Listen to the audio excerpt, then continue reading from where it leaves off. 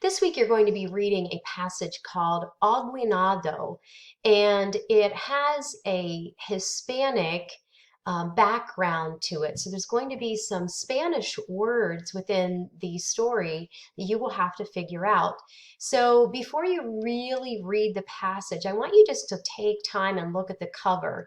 As you can see, this is on page 198 in your book. So you might want to take the book out so that you can actually just look at the page.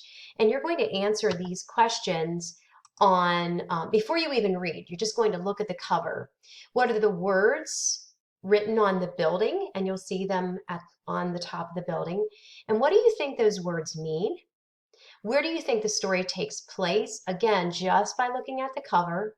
And what do you think aguinaldo means? And you're just going to make a prediction, all right? And then you're going to read the passage or listen to the passage by logging into McGraw-Hill SSO. I do have it in your to-do list. Once you've listened to it, you're going to really focus in on point of view.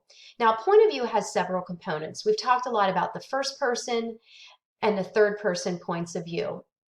And you guys have gotten really good at being able to identify the pronouns. Like if it's a first person, I'm telling the story. So I might say I or me or my or our or we because I'm included in those pronouns. On the other hand, if something is told from the third person point of view or perspective, somebody outside the story is telling the story. And so they would be referring to people by their first name, maybe he or she or they or them, him or her, those kinds of words. So in this story, told in the first person, you're going to look at a variety of different pages that I have marked out for you, and I have the slides set up. And I've modeled this page for you, okay? So after you've listened to the story, you're going to need to go back into specific pages. So on page 199, and let me pull that up, page 199, here is what it says. It says, when I was growing up in Puerto Rico, I went to a small girls' school. Every December, Senorita Antonia, our teacher, insisted that the sixth grade visit the nursing home in Santurce. Bringing Christmas cheer to the old and infirm was an experience she felt all sixth graders should have.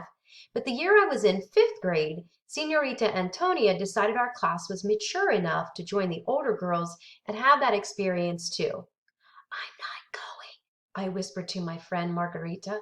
You have to, Marilia, she said. Everyone has to go. So that's page 199.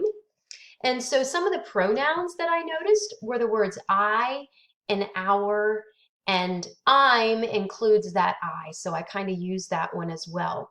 So what is happening on this page? Well, I've identified that Marilia is telling this from her point of view because I see those pronouns I and our. But what is she thinking and feeling on this page? And Marilia does not want to go on the field trip to the nursing home. She says that very directly. So she might be feeling nervous or she doesn't like field trips. I haven't really figured out the why behind it yet, but I know that right now she just does not want to go on the field trip.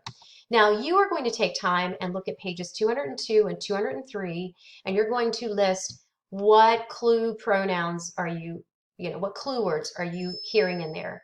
And then how is Marilia feeling and thinking? What is she thinking about and feeling on those two pages? You're going to do that for 206 and 207 and 208 and 209. Okay? Have fun, Falcons.